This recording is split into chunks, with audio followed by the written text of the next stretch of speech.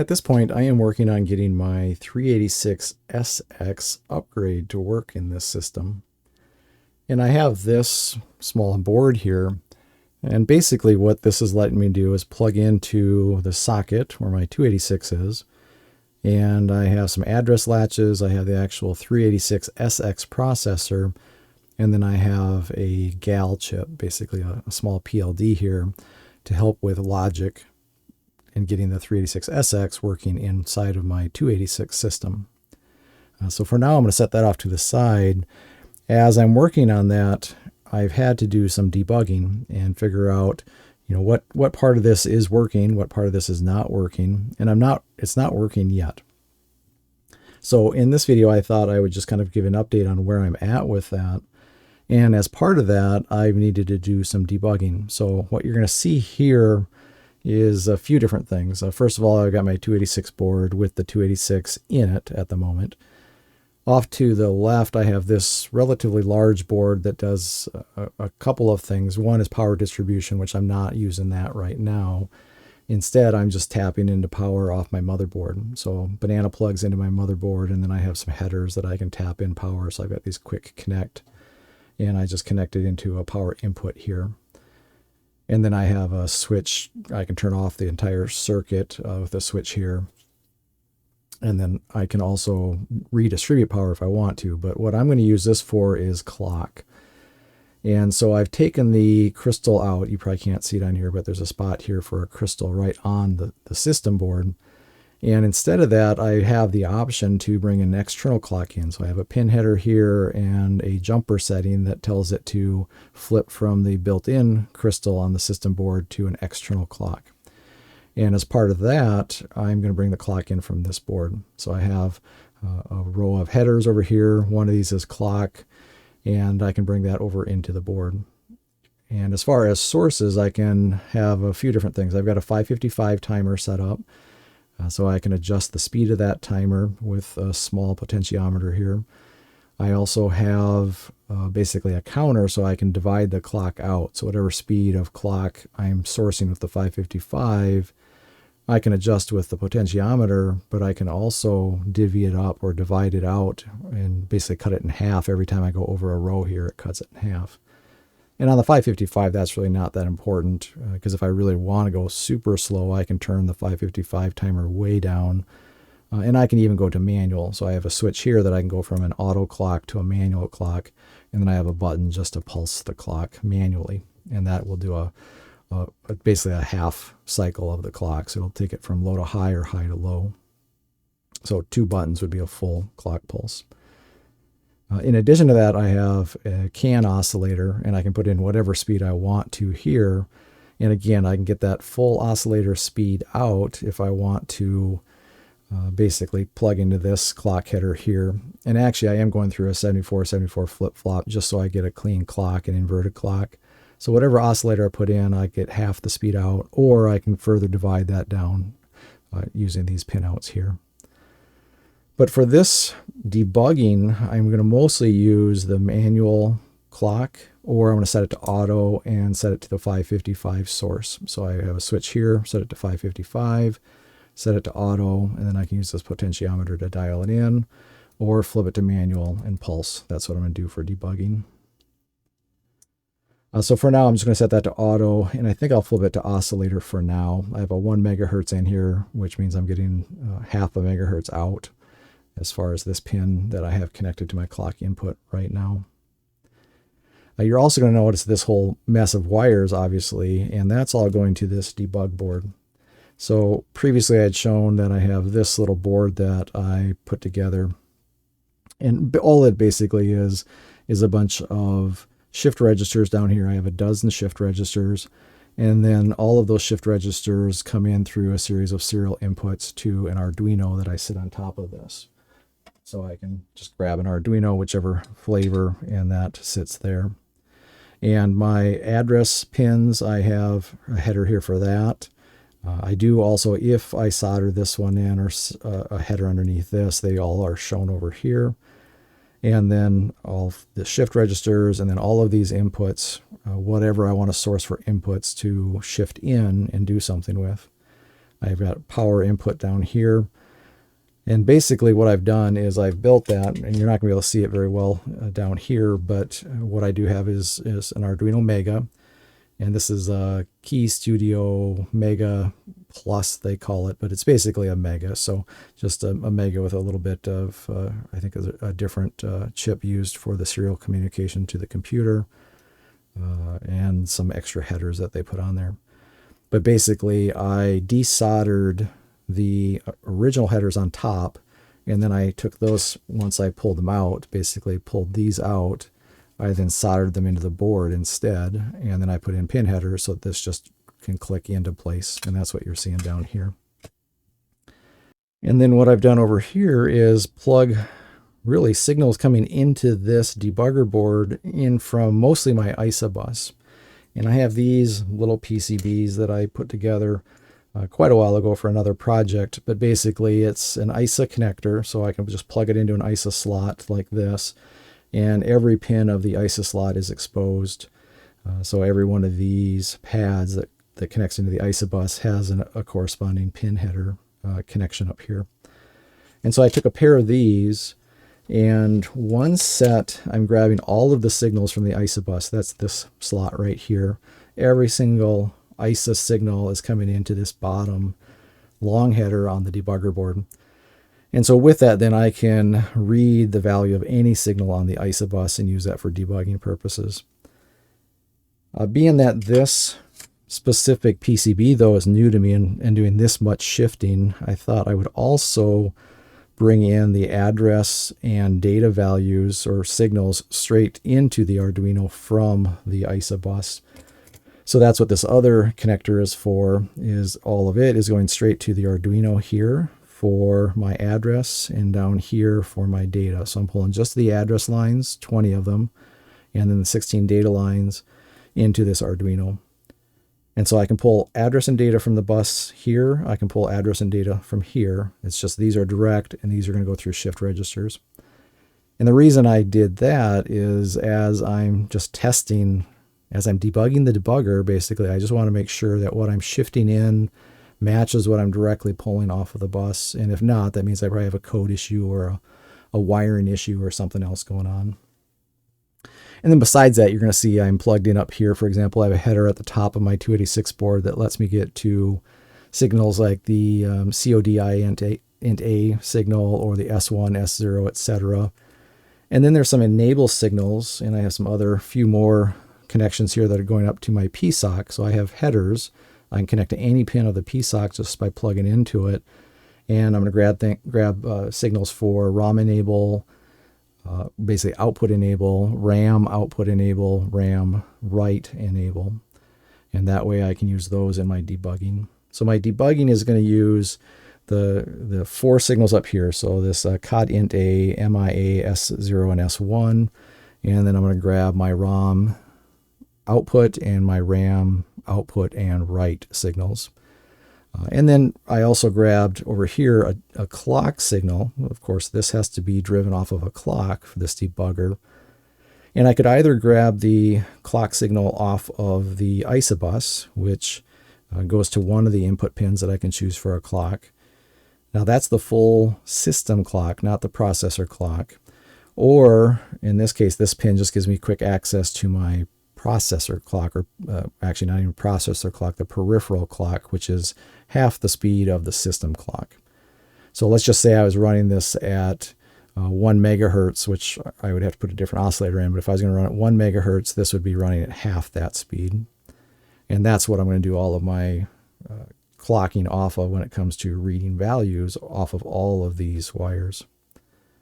And this card down here, I'm pulling power from another one of these quick connects. I just basically connected into one of these headers that I put down here for these types of quick connects or blade connectors.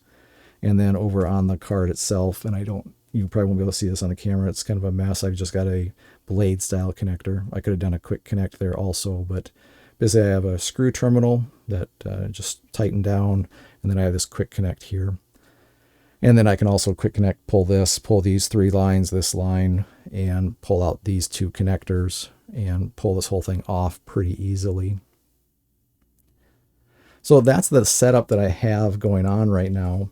And if I go ahead and turn on the system, the code that I have on these ROMs is going to just start by putting the message loading over here on the LCD. And then after that message, it's just going to jump into a loop where it just increments the output going to an IO port that I don't have anything on. So it's going to just say write out to IO port FF, so 00FF, and write out an incrementing value. So write out a 0, a 1, a 2, a 3, and it's just going to stick in that loop. And so if I start by turning on power, you can see there's the loading. And on my screen, you can see this debugger flying by, which at this point isn't super helpful. But if I slow it down, I go to my 555 clock, and I can adjust that again if I want to pull that speed down a bit. I can set it to whatever speed is comfortable for me to do some debugging here. And I'm going to go ahead and pause it. I'm going to flip it to manual for just a second. And if I look at the screen, what I'm seeing is, what's the address being read off of the ISA-bus? So that's a latched address, and I show it in binary, I show it in hex, and then I show the same thing, I show the data. And then am I doing memory or IO? That's what the M or I is. And then do I have ROM enabled for output? That'd be ROM R, ROM read, or a ROM write. Or sorry, a RAM read or RAM write. I'm not showing ROM write. I do support that on this board, but at this point I'm not writing to the ROM at all. And then I show the values of this codint A, MIO, S1, S0. That's these 4 bits. If it's currently the address latch enable is currently active, I show that. And then I show again the address and data again. This over here to the right is coming straight off of the ISA-bus into the Arduino versus what's over to the left is coming in through the shift registers. So for me, it's just a good sanity check that if I pick a line and the values match, that means hopefully my shifting in the code with that and everything working with that timing-wise is working out just fine. And this looks like so far that is the case.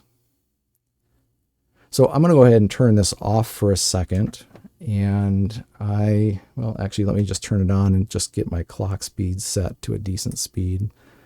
And so there is a clock speed, and I'm going to speed it up a little bit from that.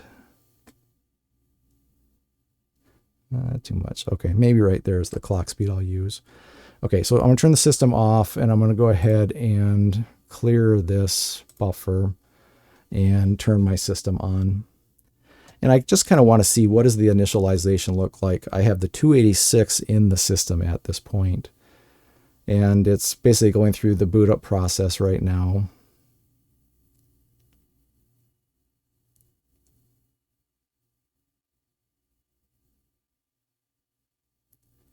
And I'm going to go ahead and just suspend that clock for a second and scroll up and see what do I have here.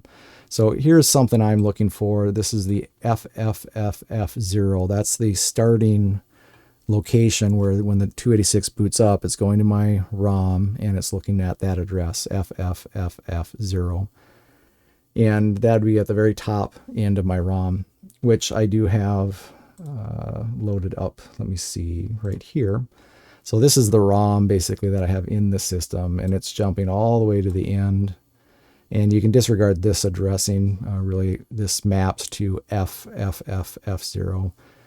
But it should be reading this E0000000 and then C0FF. Basically, this is telling it to jump to C00, basically C0000, which is the very front of my ROM, which would be the code way up here. So this is what I'm looking for, is it going to go out and do this, read this E0 like so. And if I go back to my debugger, I can see it went to that location. And then I can see that it is doing a ROM read. And if I look at the ROM read, it is reading EA00. So this would be the MSB is to the right, most significant byte, least significant byte. So it read an EA00. And if I flip back for a second, that's what I'm expecting is an EA00 here. Then it should do a read of a 00. So then I come in and I see I have another ROM read. There's my 00. Then I have another ROM read, which is a C0FF. And there's my C0FF.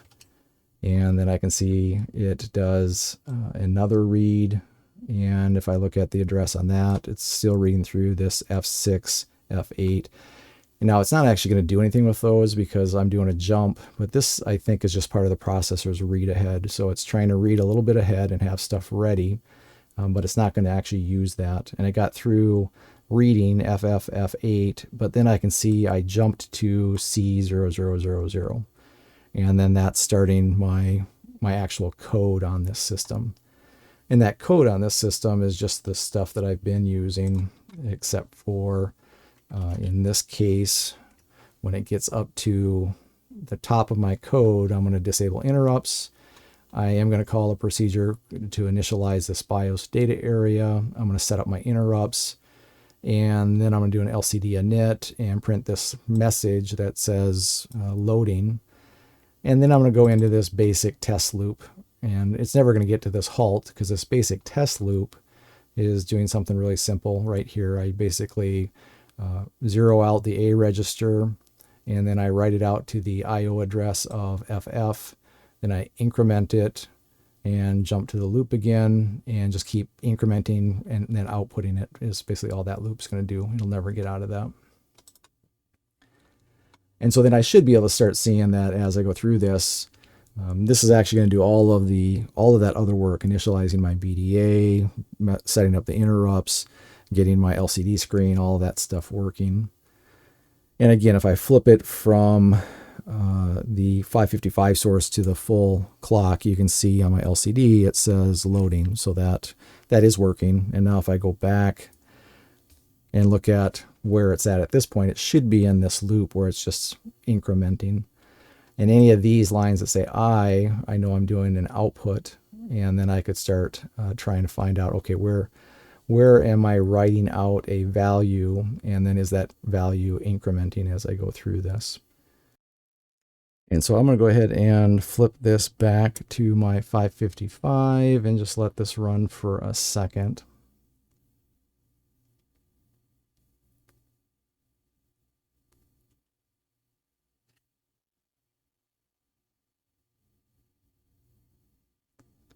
Okay, I might just do a quick sanity check and see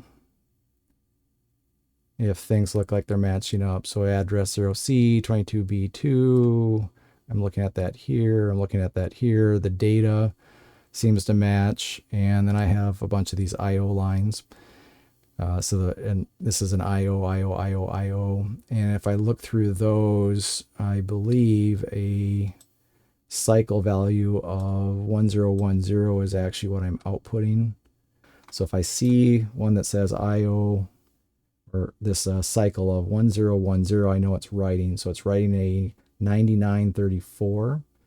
And then I'm going to come down to the next time it gets to doing something with the IO. And again, I'm looking for this 1010, and now it's a 9935. And then I should be able to repeat that process. Or if I go back up, here's a 9933. So it's counting 9933, got my 9934, and then I get to a 9935. So that's just helping me kind of debug the hard way here, other than using an oscilloscope or something, but just to kind of see, is it incrementing, outputting? And I had already gotten past the point of the loading, so I know all of this is working on the 286. So then the question is, what about this 386? So I'm going to go ahead and turn the system off, and I can just pop this out. So this is just a simple little socket, and I'm just going to use my finger. So out comes my 286. And now I can put in this little interposer and see if I can get it to start up with my 386. And so I have to be a little careful here that I get this in just right and I don't bend any pins.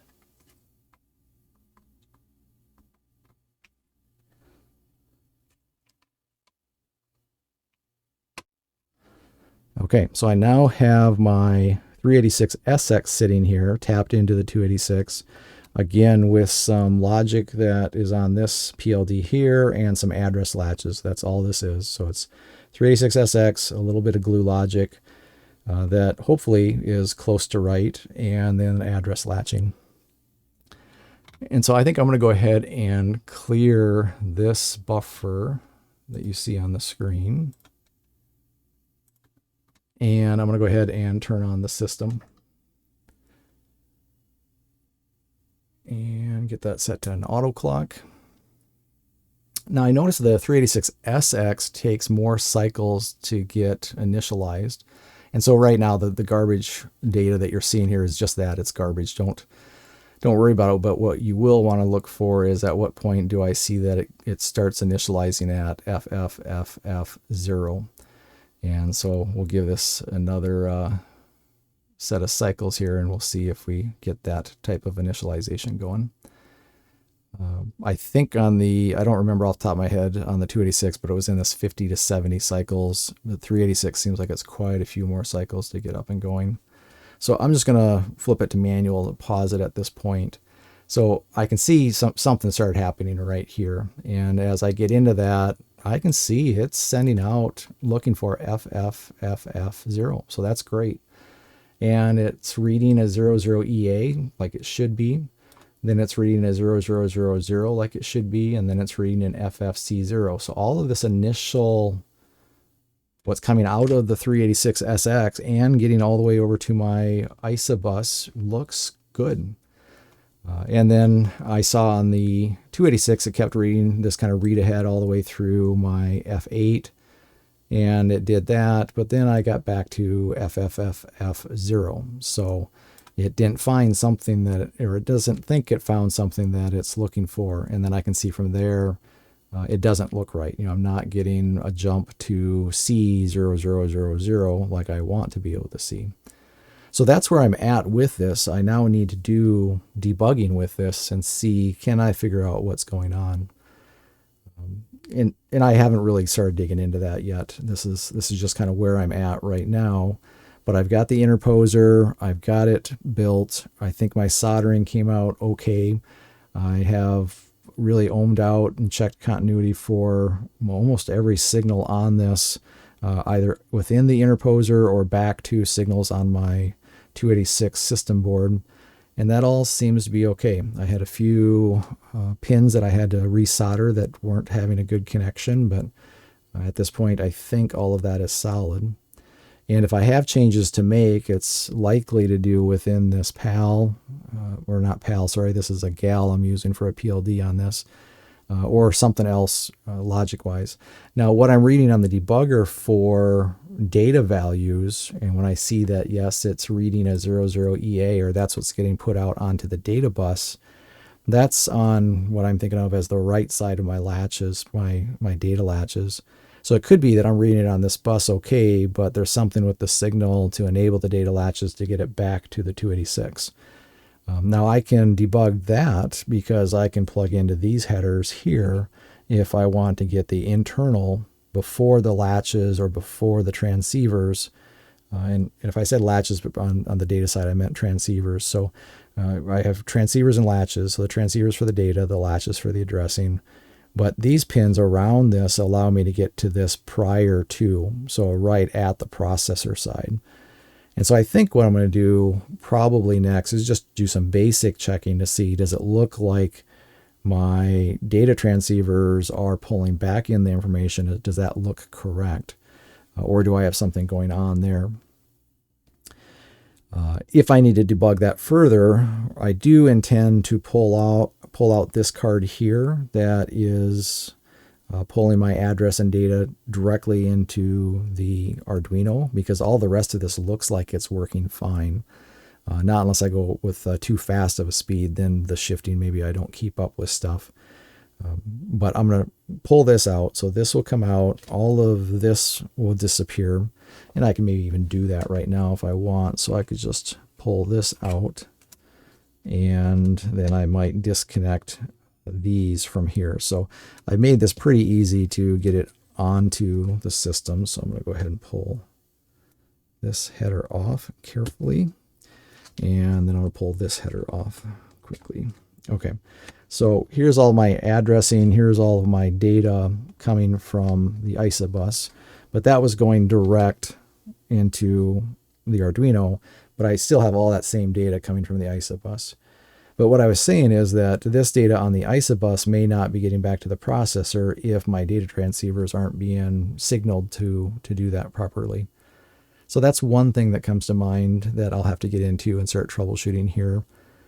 Because it seems like the processor is sending out the right address data. The system bus is showing that what it should be reading from these flash chips. It looks good, but it doesn't seem like I'm doing the right jump then, and that likely is because that data didn't get into my 386 properly. And so it could be something with signaling, something I either have a bad connection somewhere or there's something in this logic that isn't quite right yet. And so that's something I will have to work on. And maybe there's other things that I haven't even thought about looking at yet, but well, I know there are, but I'll work on that. So one step at a time. And the first is just to see, does it look like data is getting all the way back to my processor? That's my next step. So that's where I'm at. You know, I've basically plugged in a temporary clock source card. I plugged in this debugger so that I can do some of this debugging. And, you know, if I turn it on now, of course, I'm going to see that a lot of this output, I'm going to get a whole lot of zeros on here for the right-hand data because that's what I just unplugged. And so now on this debugger, I'm going to take and unplug, or pull out of the code, I should say, all of this stuff to the right. And I'm going to speed this up just a little bit. Okay, so there it's going through and doing its thing. And I'm going to slow it down again a little bit. But I can take this really slow if I want. But here to the left is what I'm actually reading for addressing and data, and off to the right now is just all zeros because I disconnected this that was going into these headers. But this is what this will look like, and maybe I'll clean up this wiring a little bit, but it's just a temporary debug board, so I'm not too worried about it. So more to come on that, but just thought I would show, you know, maybe where I'm at, you know, trying to get my 286 to run the 386SX. Going to leverage this debugger to see if I can figure out what's going on there.